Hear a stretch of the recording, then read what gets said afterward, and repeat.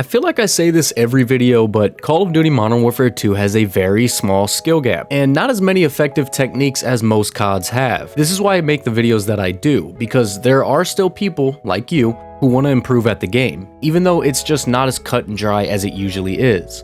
Today I'll be discussing why pro players spam their ADS or aim down sight, which I will be calling Jitter Aim, and I know this is big in Apex for different reasons, but the Call of Duty version of Jitter Aiming is very easy, and I'll be explaining why it's effective and what it does, how you can learn it, and when you should use it. Now this also works for mouse and keyboard or controller, so anyone can use this information whether you're playing multiplayer, ranked, or Warzone. Now for starters, I want to explain what it is. Jitter aiming is what you'll see a lot of the Call of Duty League pros do throughout the map when they're consistently ADSing and letting go. This has been effective in previous Call of Duty titles, but none more than Modern Warfare 2, and the reason for that is because the game is remarkably slow. If you get caught by someone aiming at an area that you're walking towards, you have no real way to get out of dodge. You just kind of have to accept your fate. Another reason is because in Modern Warfare 2, if you ADS for a few seconds, your gun sways and bobs, leading to random bullet locations when you shoot at your enemies.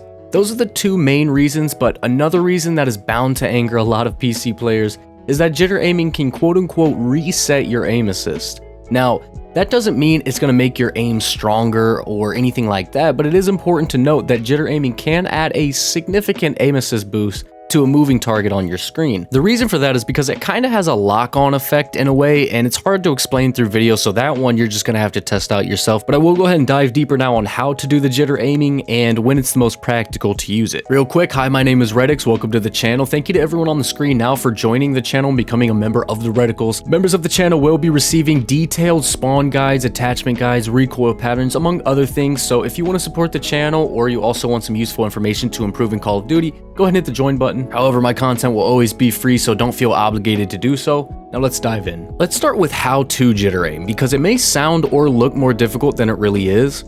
Simply tap your aim button, whether it's L2, L1, left trigger, left bumper, your mouse click, whatever it may be, it doesn't matter. There's no need to change any settings for this, although it is very important that you have the right sensitivity for this, as it takes some getting used to at first. Now, simply tap your aim button continuously, relatively quick, though it doesn't have to be lightning speed or anything like that, then you'll likely stay ADS'd if you do that. Tap it at a constant, relatively quick speed, and it'll basically look like your character is seizing out every time they try to aim down sight. It looks silly and pointless, but now let me go ahead and break down the handful of benefits that this provides and when you should actually use it. The first issue that jitter aiming can fix is the bloom in Modern Warfare 2, and if you don't know what that is, bloom is the term used in gaming when bullets land randomly, so it doesn't matter where you're aiming. So if you're ever aiming at an enemy and the bullets aren't connecting, that's because of bloom. It's a mechanic that's actually in the game, unfortunately. And in Modern Warfare 2, bloom becomes heavily apparent when ADSing for long periods of time. So if you jitter aim or just consistently tap your aim button, the game won't register your ADS time. It won't know what you're doing in a sense, and it won't add in the random weapon sway, leading to missed shots. So to utilize this, anytime you're watching an area for an extended period of time, you should jitter your aim. That way you're still technically ADSing, but you're not holding it in. Because again, holding your aim for a few seconds leads to inconsistent bullet locations and recoil patterns, and they did everything they could in this game to make it a coin flip during gunfights, so this is one way to make things a little bit more consistent. Now next up, it's actually a movement technique as well. Crazy, but there are still some things that you can do in this game to improve its sluggish movement. I have a guide on dives and slides and things like that on the channel right now, but to add on to that, you can begin your jitter aiming when you want to move up on the map, but you're expecting an enemy to pop out at any second. You move at almost base speed when you're jittering, so here's a video example of me using the jitter aim to continue my movement around the map while also having my gun up and ready to fire if an enemy presents themselves. Now, this may not be more effective than jumping around corners, but it helps you stay ready to defend yourself even when walking around the map, especially in situations like an alleyway where you don't have any cover and you don't want to have your gun up,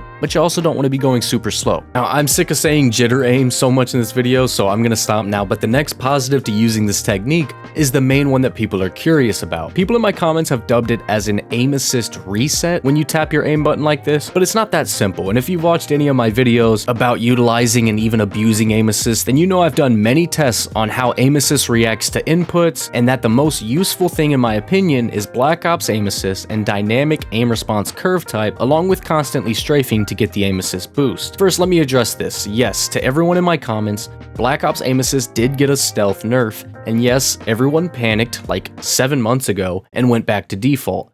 I've tested both, and if you're able to remember to strafe while aiming, Black Ops Aim Assist is definitely far and away the better choice. Also, if you're an aggressive player who runs an SMG a lot. However, if you're a statue on the map, then go ahead and use default. It's just not as strong as Black Ops, but it is a little bit easier to activate. Now, back to jittering and what it does to your aim assist. It's actually another way to abuse the Black Ops aim assist mechanic, which basically rewards you with stronger aim assist as long as you're moving and making inputs to your controller. Now, if you just aim down sight, your aim assist is going to feel like what you're used to, but a lot of times it might feel a bit weaker if you've been aiming at a specific spot for a few seconds or just for too long. When you constantly tap your aim button, this removes the random factor in your recoil and bloom and things like that, as we mentioned earlier, but it also causes your aim assist to constantly provide a buff because you're constantly giving the controller an input. Or maybe it has nothing to do with the input. I'm actually not a game dev, so I don't know, but it definitely makes your aim assist stick to the target in the same way that a strafe does on Black Ops aim assist. I will say that this is a very useful mechanic that can definitely improve your gameplay. However, it is a difficult one to learn and utilize. I know, I get it, it's just tapping left trigger a bunch. How can that be hard? How is that special? There's a reason that you only really see the pros using it. Jitter aiming, for starters, is just hard to add to your gameplay because it's hard to remember it. You've probably played Call of Duty for years at this point, and this hasn't been a very useful thing since Black Ops 4, so you're probably used to playing normally without doing it. So it might take you a few days of consistently trying to use it during situations while you're playing to get used to it. But then it becomes difficult to correct your aim at first as well, because when you're jittering, things are moving a lot faster than you're used to in this game.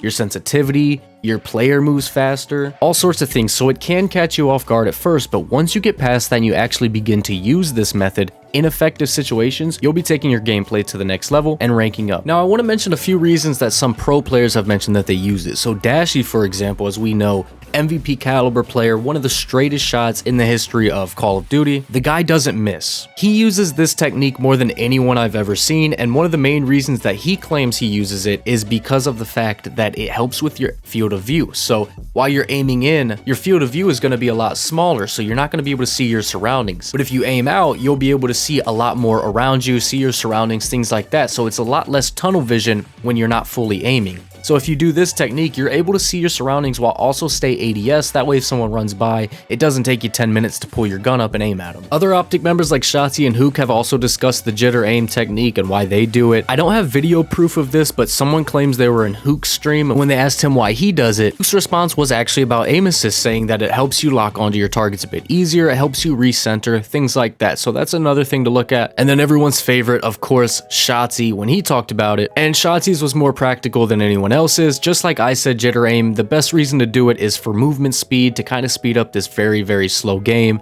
Shotzzy said the same thing, and what would you expect from the movement king himself? According to Shotzzy, he does it because he can move around the map still very fast, as he already does, but if he thinks someone's going to be around a corner or on a spot that he's running into, he's going to start the jitter aim so that he can get there a bit quicker, and if they're there, he can fight them, but if they're not there, he'll be safe and still moving quickly. So there's a ton of different positives to it, even though it kind of looks silly, and none of those positives sound like major upgrades. That's 5 or 6 different things that adding this to your arsenal can do for you, so it's impossible that you don't become at least a little bit better at the game if you add this in. Now, like I said, it is going to take some getting used to, but it is more than worth it. And like I said early on in these videos when I started releasing them, not every single tip is going to take your game to the very next level, but adding everything that I tell you about to your gameplay will definitely make you better. I reached iridescent never playing with a single party member. I'm sure there will be comments, but again, to clarify, I do not cheat. I've just been playing for a long time, and I've learned all of these different things to make me a better individual player, and now I realize that YouTube is scarce when it comes to actual tips videos. When you look them up, you're gonna find pro players telling you about things, but not actually explaining them, not telling you why they do them, etc. So that's kind of what this channel has been about thus far, and we'll see where the channel grows to, but I will always be bringing you guys consistent tip videos, helping you get better, helping you improve. So if you have any questions, drop them down below. That being said, shout out to everyone on the screen right now for sharing the video. You guys know what the drill is there. If you hit the share button and hit copy link and then comment down below letting me know that you shared the video, then I'll put you on the screen in the next video. I appreciate you guys